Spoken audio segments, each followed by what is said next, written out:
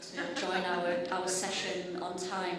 They've been into the rival group and decided that no, they'll come and see access policies.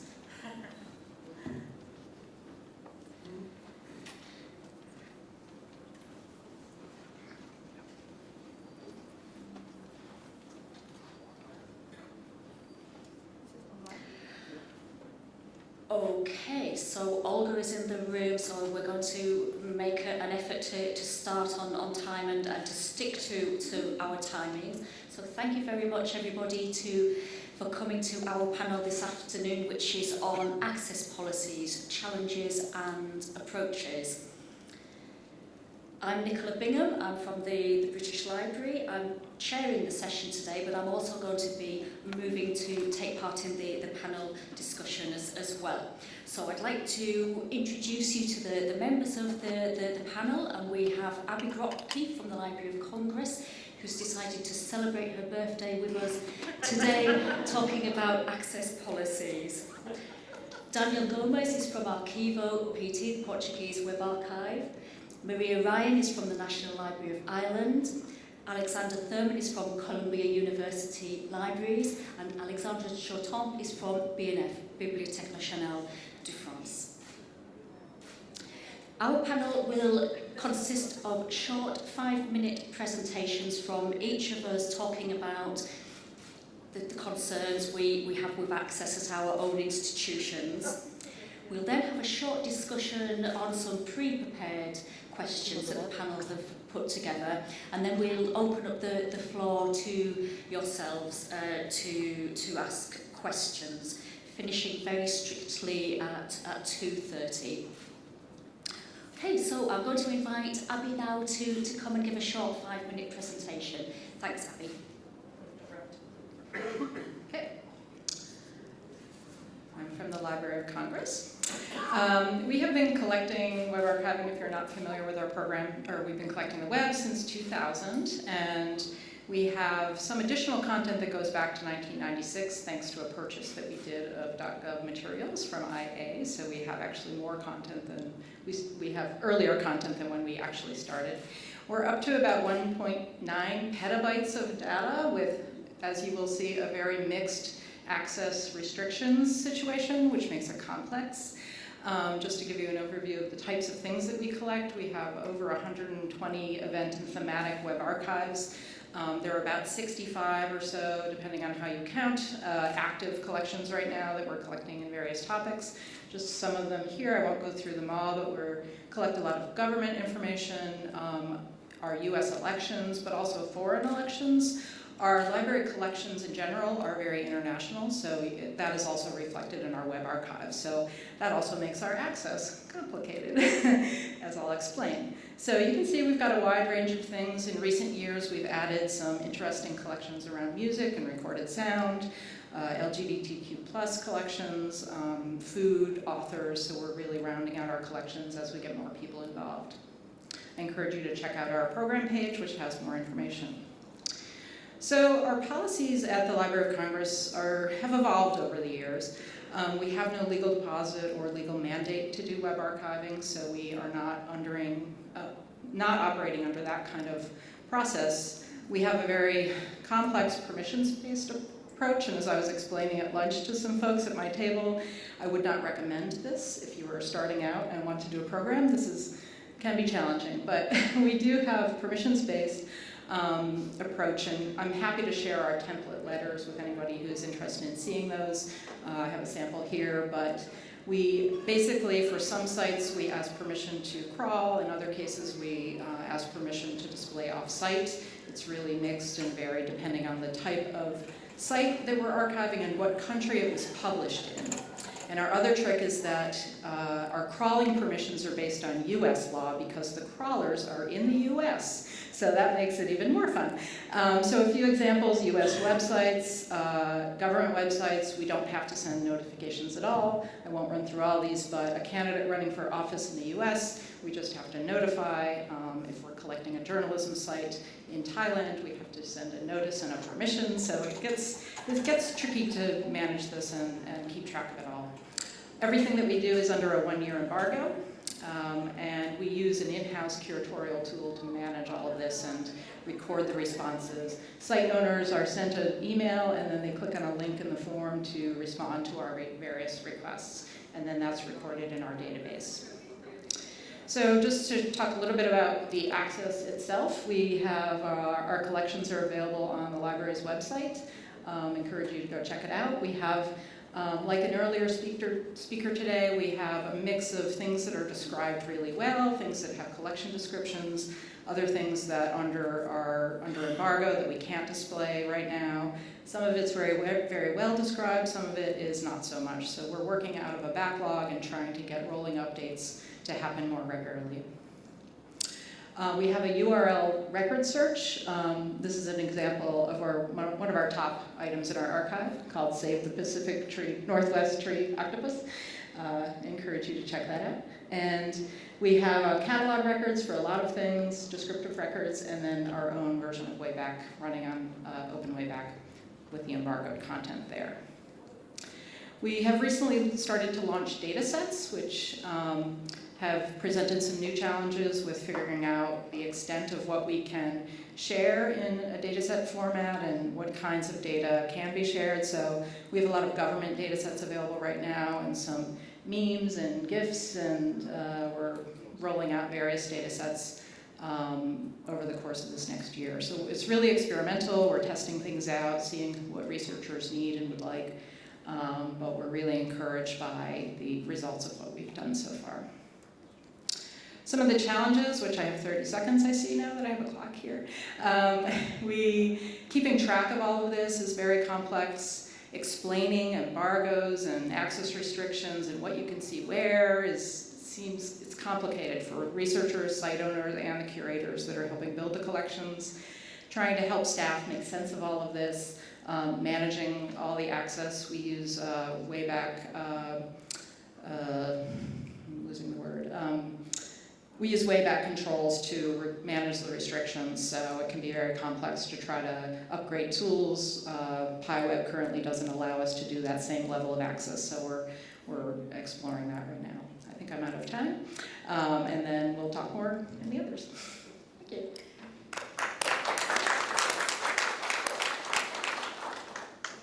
Thank you, Abby. And next, Alexandre CHAUTEMPS is going to speak.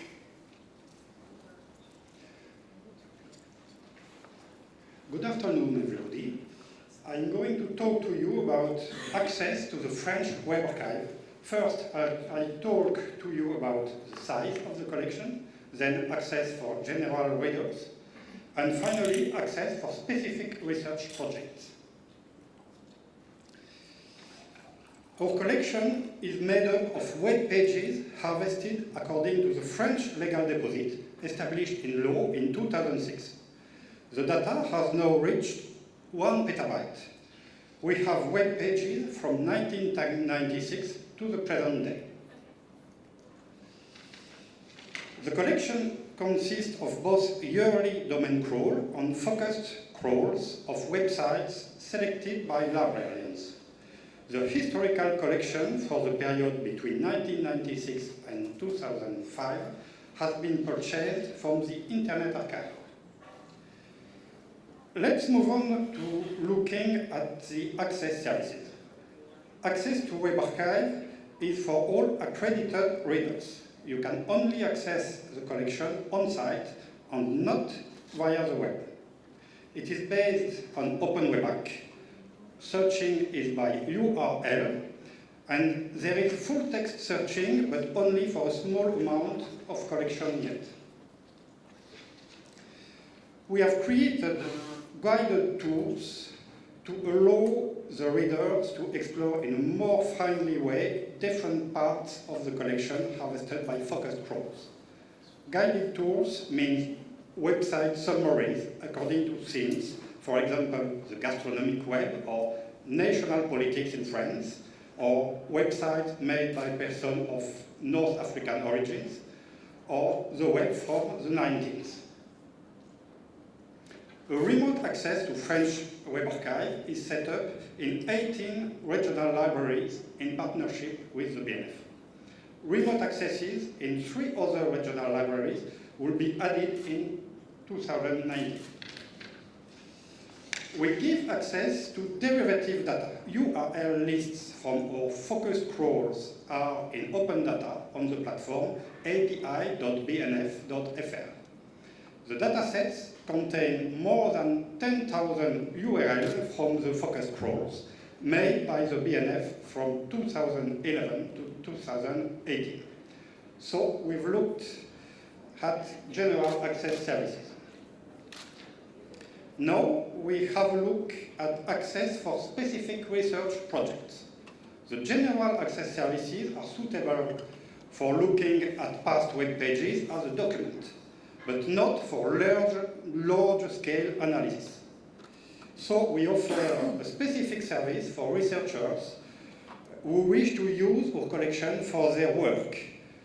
We have to make agreements with research institutions to allow metadata or data extraction or full text searches on some part of the collection. Partner institutions may not share the data with anybody. Finally, I want to briefly present some research projects we were involved in. First, a project in sociology with the cartography of the websites done for the commemoration of the First World War in collaboration with the engineering school telecom Paris. And lastly, a project about linguistic analysis with Neonote, a project about evolution of the use of neologisms in the French press websites in partnership with universities Paris 13 and Strasbourg.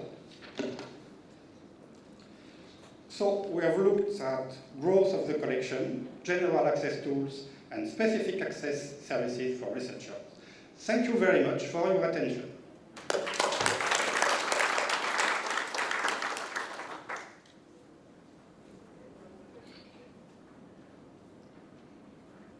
Thank you, Alexander.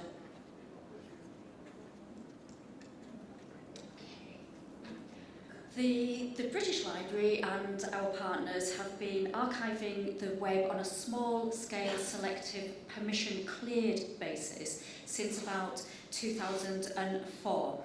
This activity has resulted in about 15,000 websites collected over a period of 10 years.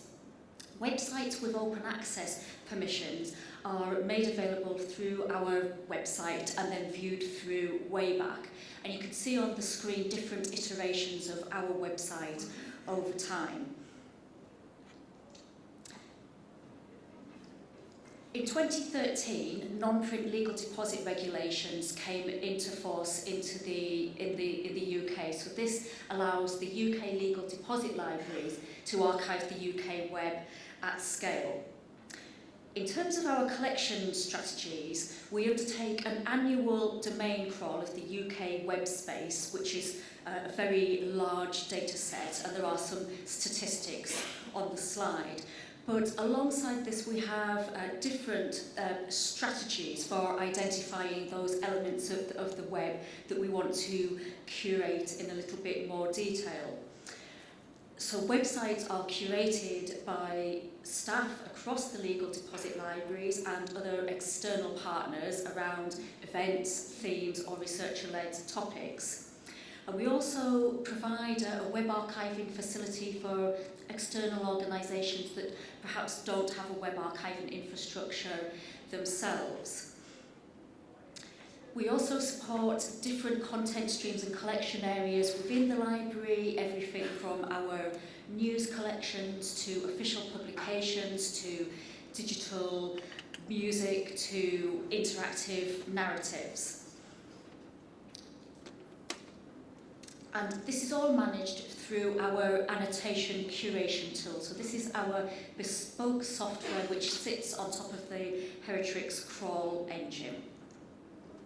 As I mentioned, in 2013, non-print legal deposit was enacted, and this entitles the UK Legal Deposit Libraries, who together operate under the banner of the UK Web Archive, to archive the UK web at scale. So this is a very good thing that we have the legal deposit mandate.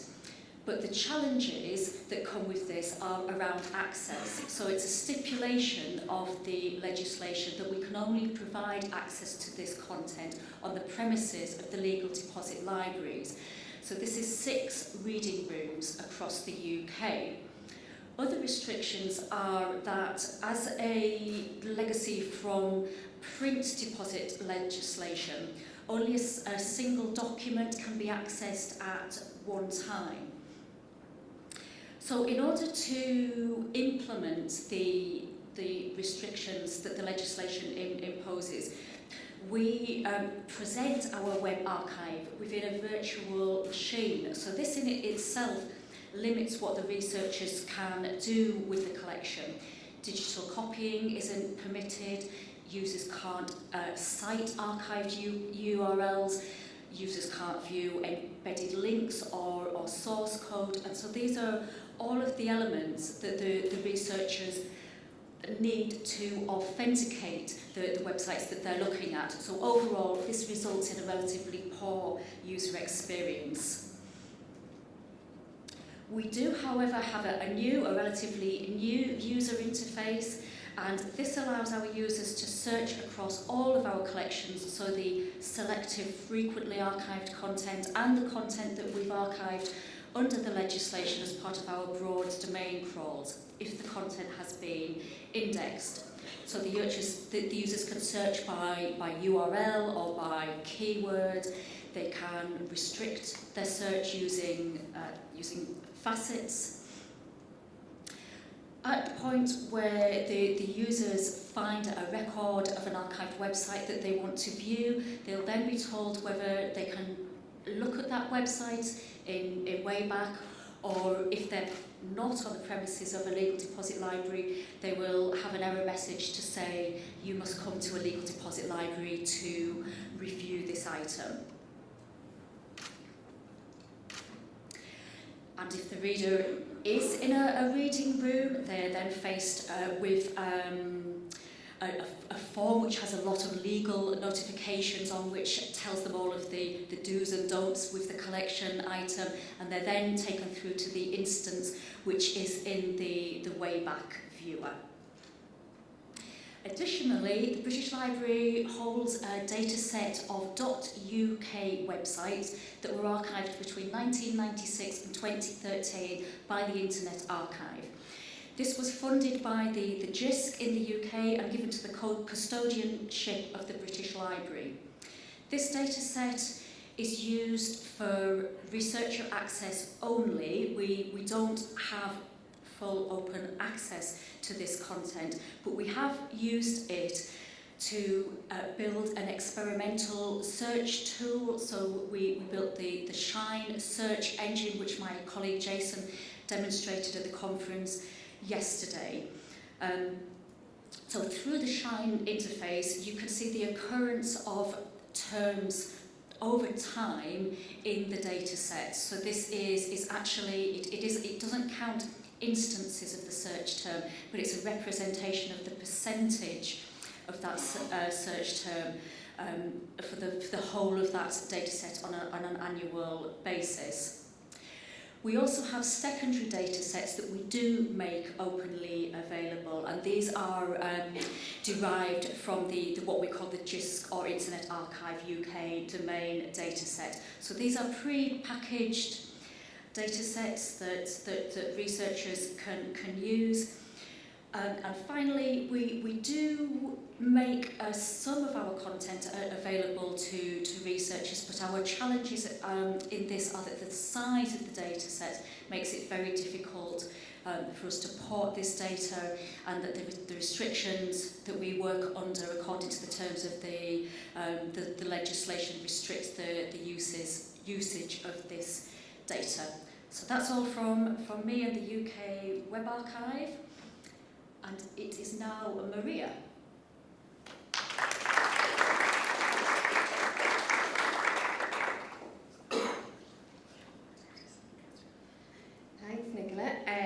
So apologies to anyone who was here yesterday, because there's a slight overlap between my presentation then and now. So I'm just going to give you a quick overview of the National Library. So we're 142 years old. We're based in Dublin city centre, and we're a legal deposit library. So we're a very small library. There's only about 80 staff members in total in the library, and we have a budget of about 8 million, which is quite small.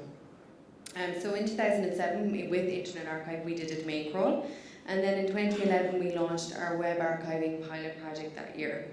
And between the years of 2012 and 2016, we worked on formalising that programme. And then in 2015, the library underwent a reorganisation. So the Digital Collections Department was formed. Previously, web archiving had been under the control of the Special Collections Department, but now it sits alongside our repository, digitisation, born digital collecting, and IT support for the library. In 2016, we got our first full-time web archivist, and in 2017, we completed a domain crawl with Internet Archive as well, but I will return to that shortly. Our current programme for selective web archiving, because I'm only talking about selective here, and that's where our access issues come in, it amounts to about 20 terabytes, and it's thematic and event-based. So we give special focus to government, public sector websites, at-risk websites, which tend to be anything from local small sites to government websites that are being redesigned, politics, social websites, cultural, and obviously we have a remit to collect the Irish language. I have collaboration in there because it goes to speaks to our access program at the moment. So we're working, the library just launched its diversity and inclusion policy last year, and so we're now working with minorities and previously underrepresented groups and working to represent them on a more wider basis. So the selective web archive is all carried out on permissions basis. So we notify site owners before we archive their website. We generally do about 200 to 300 per year, which isn't a massive amount. So talking about access, it's not that complicated. It's a free online access. We work with Archiveit and they host our portal for us. So it's available through our website. And that's just to the selective web archive. And currently our access previously was quite limited, as in the websites were displayed on an A to Z basis, even though they had all been collected on a collection level. So we're currently working to reformulate our works with Internet Archive to display them in their correct manner. So that's a big undertaking that we're doing at the moment. As I said, there's no access to either the 2007 or the 2017 domain crawl. That's most unfortunate for us because it's a very rich data set that we have, but due to our legal deposit issues, which I'm sure we'll discuss later, or meet me after and I'll bore you at length about it, we can't provide access to it. There is no non-print legal deposit in Ireland. Well, it's technically not true. We are just about to get non-print legal deposit, but it doesn't include websites. So hopefully in the coming years, we will be in a position to make this available and resume domain crawling as well. And so we are starting to make, so since 2017, we're getting a lot more interest in people working with our data, which makes the legal deposit situation all the more challenging. We are currently partnering with a professor from University College Dublin, and he's carrying out analysis of our work files. So this is kind of a pilot project for us and for him, where we are giving him our works and letting him see what he can do with them. So I'm really looking forward to the rest of our discussion, and I will pass you now over to It's Alex is going to speak about Columbia University Libraries. Thank you very much, Maria.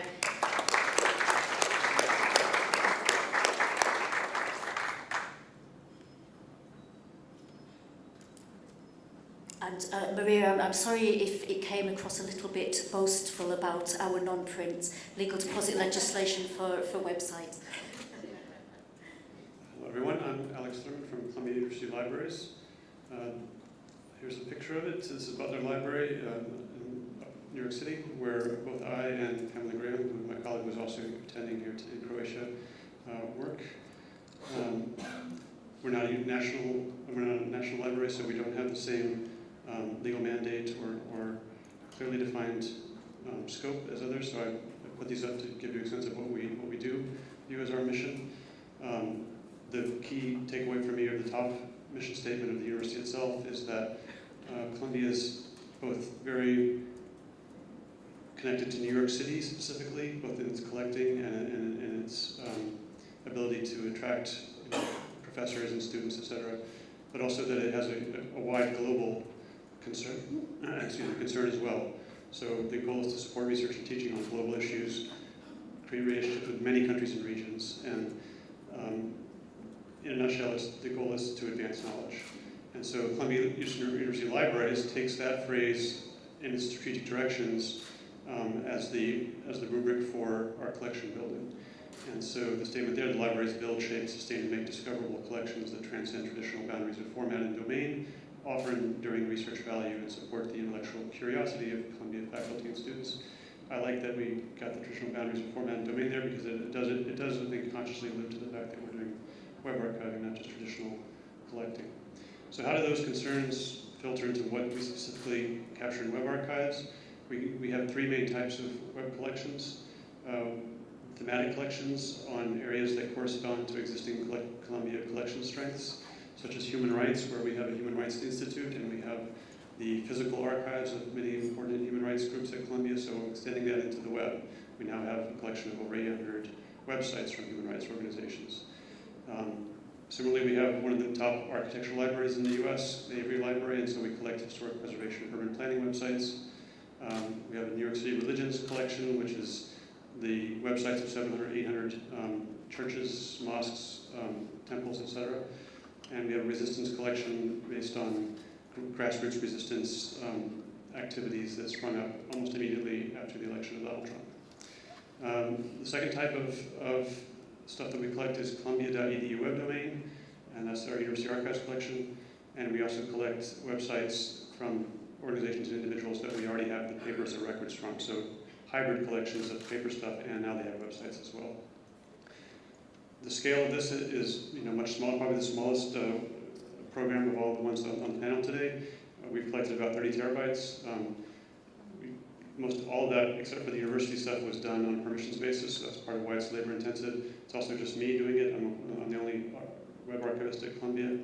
So you see the biggest collection in the middle is a human rights site for our stuff, and all of our stuff is open, both the collections that we create ourselves, which are in the upper left, but then you see we also are collaborating with both IB Plus Libraries Confederation, which I'll describe more shortly, and which you may have heard about from my colleague Samantha Abrams in Wellington.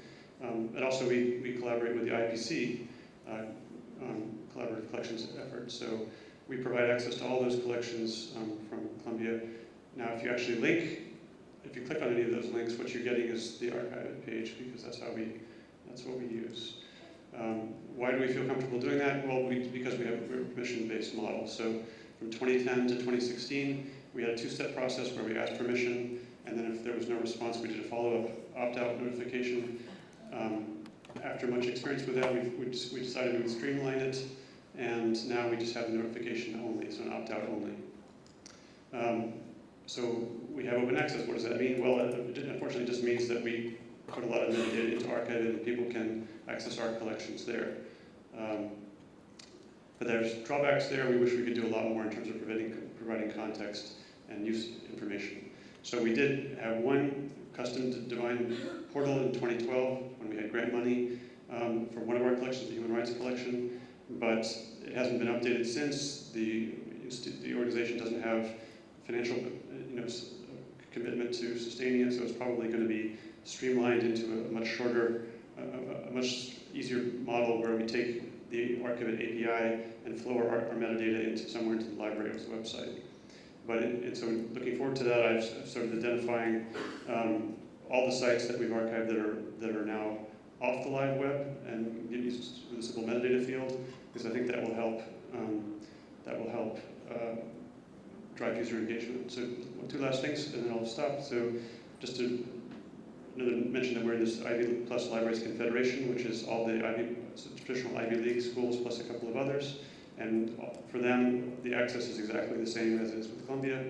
And also that we are engaged with the collaborative collections. And there are some issues there because in this case, we are providing open access in part inspired by our colleagues at Internet Archive and Portuguese Web Archive, but we don't have a permissions process and we don't really have legal backing for that. So we can talk about that more during the panel discussion. Thanks.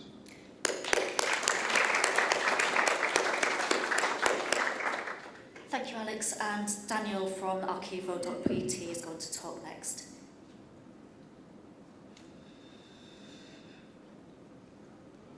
Hi, so I'm going to talk a little bit about access policies. So our access policy, so basically we only collect publicly available information. So all our Web Archives content is open access.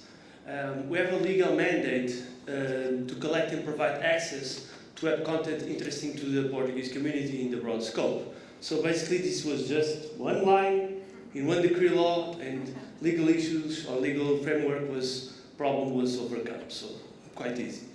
Then we have an embargo period of 1 year. So we collect the information and we only make it accessible 1 year after, at least. The reason for this is so that, for instance, if someone has a website, we don't want that people can come and see the website that is online on the Web Archive instead of watching at the original site. So we are a service to help the website owners, not a service to go against them. So we want to preserve their memory. The timer is not working, so give me a sign. So the website owners or the content owners may opt out. However, they must present a proof that they own the rights of the content. Imagine this. Imagine that someone says to remove the site of university. And we must check if this person has the right to ask for that. Okay? So this is very important. Because in the past, in other countries, it happened that governmental sites were removed just because someone said to be removed from the Internet Archive, for instance. Okay, so now the General Data Protection Regulation. First of all, GDPR stands for data protection, not data privacy, okay? So it aims to protect the data from being abusively used or to fall into the wrong hands. So who has read the Article 17? Okay, so this is the famous right to be forgotten. So everybody should read it. It's very simple. It's just a few sentences and it is available in all European languages. And if you are afraid of GDPR, let's think again if you should be afraid. So here it says that, among other things, that the data subjected shall have the right to obtain from the controller the erasure of personal data. Personal data, not every data, just personal data. We don't keep personal data about our users, and we only collect published information. So we don't have personal data. This could be the end of it, and you had no problems. But still, it says that paragraphs 1 and 2 shall not apply to the extent that processing is necessary for compliance with legal obligation, which requires processing by a union or member state of a task carried out in a public interest. We are complying with the Portuguese law, and you are acting in the public interest. Okay? Still, there's another one that says that the right to be forgotten shall not apply for archiving purposes in a public interest, scientific or historical research purpose. This is the reason why we exist. So once again, it does not apply to us. So the GDPR is something that helps us doing our work, and it makes us a lot stronger. Okay, so every information that we have is available online. 1 minute, okay. So people can access it through our user interfaces or through our API, but we're going to talk more about this at 4, so come back at 4, so I won't spend any time on this. However, we get some complaints. Last year we got 172 4,000 users, and we have an average of 2 removal requests. They're not even issues, they are just people asking. So, but still, some of them will refuse due to after legal analysis. So we have a lawyer, and when somebody asks us to remove a content, we send that request to the lawyer that does this proper work. So we don't have many removal requests, but we have frequent complaints about having such a long embargo period. So people say this is too long, including the website owners. This was quite surprising, but this is very frequent, because sometimes they ruin their site and they want to get information back from our archive, and it is under embargo. Okay, so now a short quiz. Should the author's rights be respected? Is anyone against it? No? Good. So authors have the right to define the accessibility level of their intellectual property. Right? Right? They publish the content openly online. This was their decision about the accessibility level of their intellectual property. Okay? Now, should the original accessibility level should be preserved? Yes, the rules of digital preservation. It was originally open and online. So we do not take ownership of a content that belongs to the authors, because that will be violating their rights, their author rights, and you don't have the right to close access to what was born open. We are people that respect the law. Now, this makes us reach the web archiving paradox. So there's a worldwide open access movement on closed-born scholarly publications. Okay, there's the open access movement, okay? So things that were born closed, we want to open and put them then online, such as scientific papers. And on the other hand, we have the closed access movement on open-born web publications. I don't know where these come from, because the Internet Archive was always open, and now somehow there was this movement that appeared, and maybe it's growing stronger, that is closing things that were born open. It's a paradox.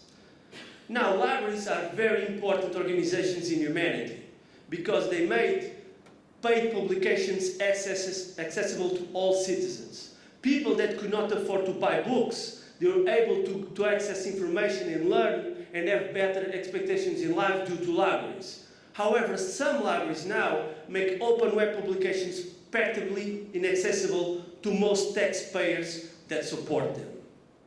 This is a paradox. So, as final reflection, we have a small initial challenge that is being allowed to provide access to Web Archive content, but we have a very big challenge that is being able to provide access to Web Archive content, because it takes a lot of resources. So we should not be afraid of this, of tackling the big challenges and being stuck just in the small one. Thank you.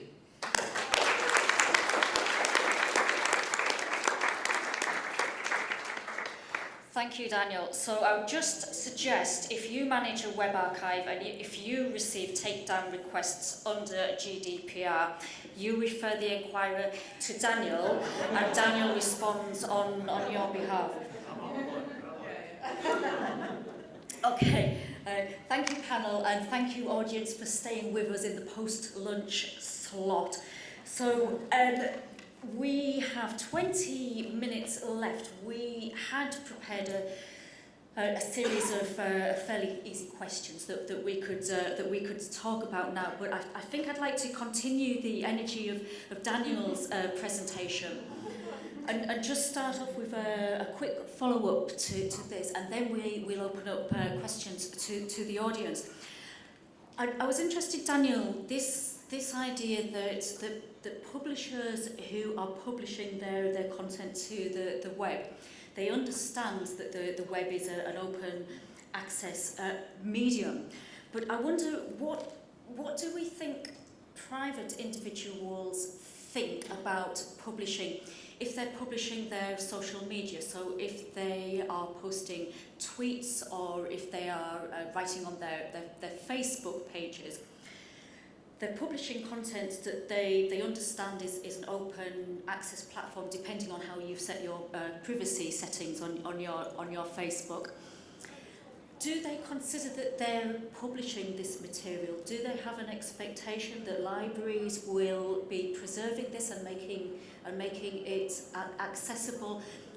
How do we balance the interests of the individual against the interests of the researchers that are going to find this kind of information, really valuable for the future? Okay, so we need to stop talking about the web as if it was an homogeneous media, because social networks are something that is closer to a phone call than to a web publication. So I think we should focus on web publications, so the information that was meant to be published, and be very careful and don't try to get profiles from people on Facebook, okay? Because that was information that was not meant to be published, okay? I'm not saying that, for instance, we should not get the profile of the President of the Republic, because this is a public figure, and once again, GDPR, also, right to be forgotten, does not apply to public figures. So that we should do. We should not go into the privacy or violate the privacy of people, and going to social networks puts us on that very dangerous place. So it's very interesting for researchers. Well, so phone calls, so letters, so my notebooks, but we must be very careful on preserving the information that is publicly available. I'd just like to make a disclaimer. My analysis on GDPR was based on at least 5 PDFs of analysis made by our lawyer. So he did a proper work on this. I don't have that much time and that much skills to present it as thoroughly as he did, but that was a real answer to the National Commission for Data Protection that received a request from one of our users. And afterwards we sent these arguments, and that was the end of it. Okay, thank you, Daniel. So I'd like to open up the questions to the floor now. So if anybody has a question to any of the panelists about any aspect of our access policies or challenges, please raise your hand, and one of our colleagues will come and find you with a microphone. Simon. Hi, so this is for everyone on the panel. So you've all got different frameworks of collecting, which might be technical, might be regulatory in that sense. And that's going to affect your access policies. So how are you defining what success looks like for you each? What would successful access look like for you?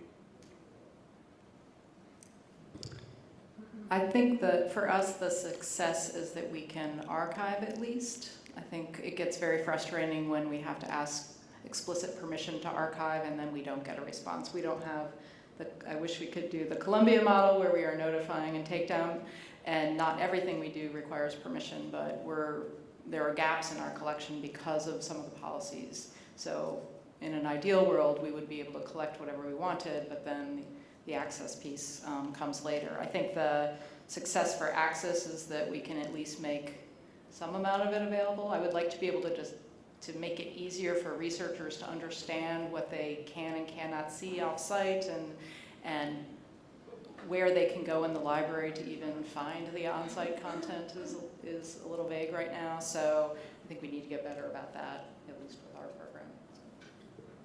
Okay, thank you. I would say that success for us would be that we have researchers that are publishing their material based on our web archive as a data set, and that it is cited.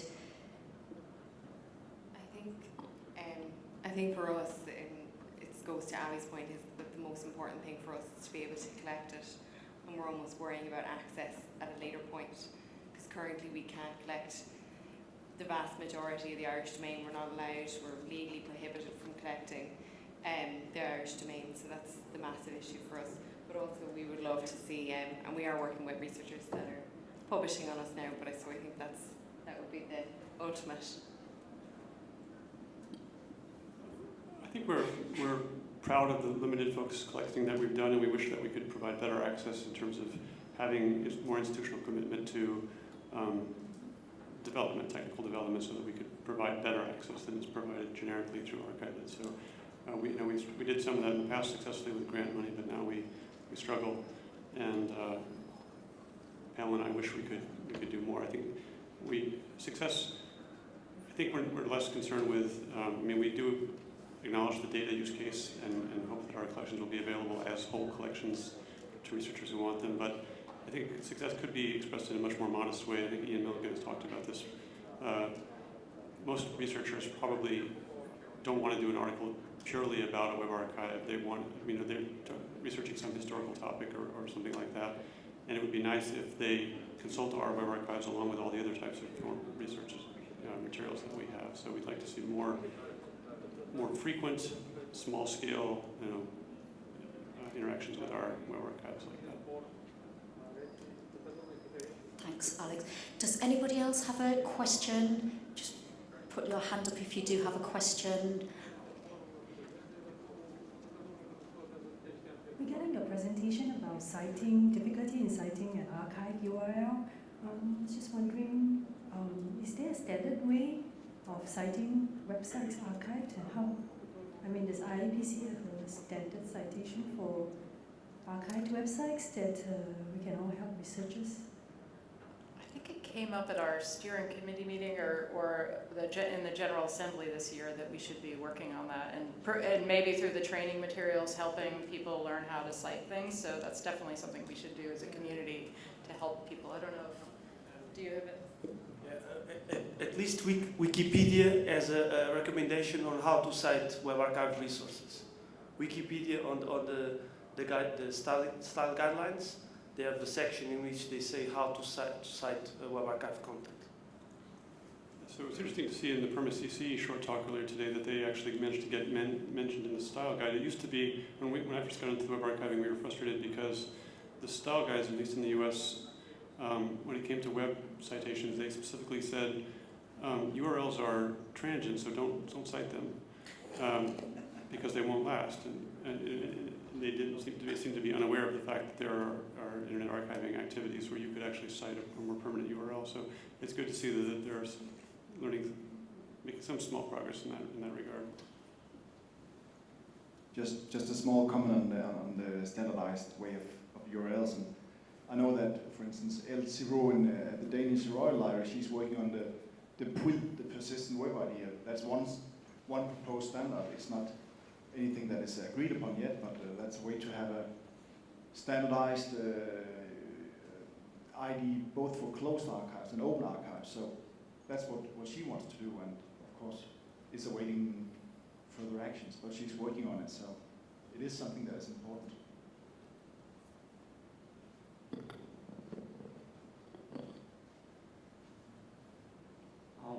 I heard a little at this conference about actual storing the data, so I wonder where you store all this data, if you're doing this on your own servers, on private companies like Amazon, and if long-term preservation of this data is still a problem, or if you regard this as solved.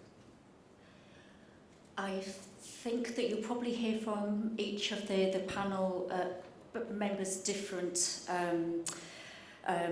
places that we store our data. In the UK, the legal deposit libraries, we share a digital library system, a digital preservation system. So the web archive content is part of a larger digital store which contains digitized materials, e-books, e-journals, digital maps, etc. So this is stored in a trusted digital repository according to the ISO standards, and it's geo-replicated across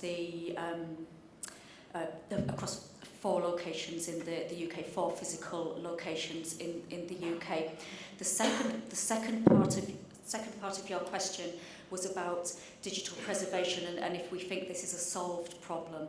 I don't think it is. I think it's an evolving problem, and I think it's a problem that's much more about our standards and policies than it is about the technology. I think digital preservation is something that is the work of the curators who are responsible for the collections to understand exactly what the preservation needs are, as opposed to handing it off to a separate digital preservation department. Yeah, we're very similar at the Library of Congress. We have long-term storage for preservation, and then along with all the other library digital collections, and then we have an access copy of everything. That is what the Wayback is accessing. We have a couple indexes into that, depending on the rights restrictions and things, and then a staff access version also. So we have a couple versions. We also are starting to experiment with loading our works into the cloud, so that we can process them and make better derivatives. We got about halfway there, and then we're told to stop briefly for some other reasons, but we're hoping to get everything up so we can begin to process and make better access of our data sets and data. And maybe our crawl logs like we talked about earlier. Well, the matter of preservation has several perspectives. Like you must get the information, then you must store it in a safe way, and then you must guarantee continuous access. If you do not tackle at least these three perspectives, you're not doing actually preservation. So we addressed the first two. So we have replicated storage. We put a copy of all our contents, for instance, on the Internet Archive, and I suggest that everybody would do this, talk to them. The continuous access is something that we try, but it's really hard because as web technology keep on evolving, it's an open challenge. Yeah, so we're lucky that Internet Archive hosts our access for us, so we don't have to worry about the front end bit, but everything else is stored within the library's framework for long-term storage.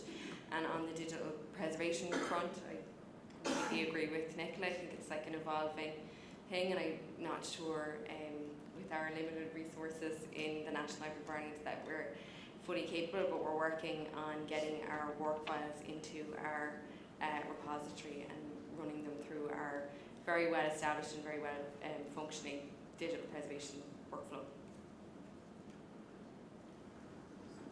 We're also archive users, and we unfortunately are not also backing up our own data locally. I'm advocating for us to do that, but we just don't have the money for it. We may do it through IB+, but that's the situation. It's more of an administrative, lack of will than technical challenge, I think. I think we have to collect the larger content possible according to the law. It is not private correspondence and so on. We have to collect and to address then eventually preservation issues. Effectively, it's a challenge for the future.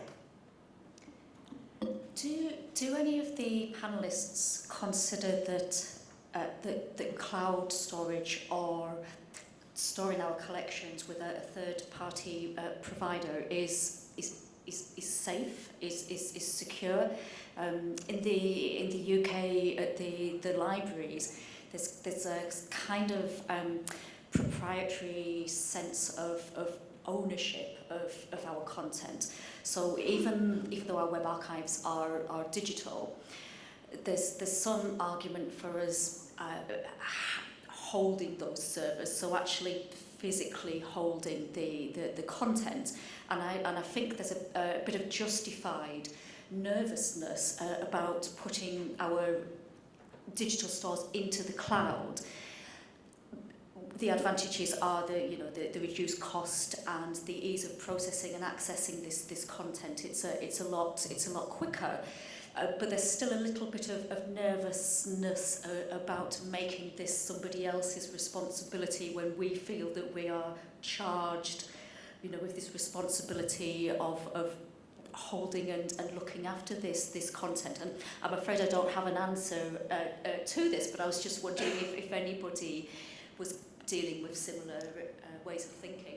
Well, just quickly, I think our use of the cloud storage is really for those processing. The long-term preservation copies will remain under our control, at least as far as I know. Our storage people might have other ideas, but and then the access copies as well. But for now, we're seeing the AWS copies. We're making copies and putting them there as for our use in processing and creating data sets. So it's very early days. I don't know what it will look like in the future, but that's at least how we're handling now. Because we too are like, we have to keep it and take care of it ourselves. So I think it's good to have copies on the cloud and also to have copies at home. So as much copies as you have, the better. And disk is really cheap these days. So you can get one disk of 12 terabytes for almost nothing. So it's, if you want to have a backup of all of your information in your facilities, it's not that expensive. I think it goes against, like, if you're an archivist, that's your natural ways to be more comfortable if it's on site or whenever you're backing it up. So I think I see the benefits of having it in cloud for processing, but I think I'm much more happier knowing that when we get deliveries from Internet Archive that they're backed up through our processes and that we can validate it, that we can see it. I think that's really not the way forward, but I think handing it over to a third party but a commercial enterprise is a big issue for like a national library, because we're not used to giving over anything for someone else to mind it, because we're the ones that are supposed to be preserving our cultural heritage for the people of our country. Yeah, within this web archiving community, we rightfully view the Internet Archive as giants, as being well established, being done at greater scale and longer than the rest of us. But as cultural heritage institutions, almost all of us are older than the Internet Archive and more stable. And so having possession of our own data is very important, I think, and I aspire to do so someday.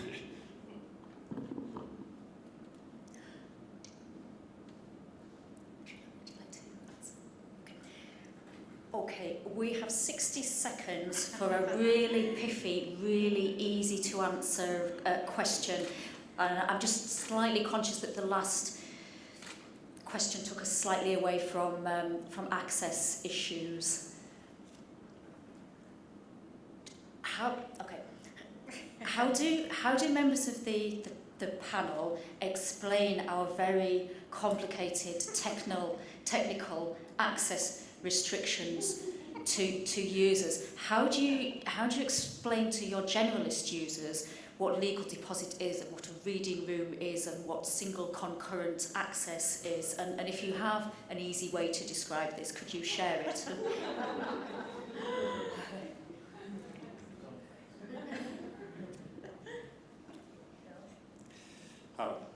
There are two types of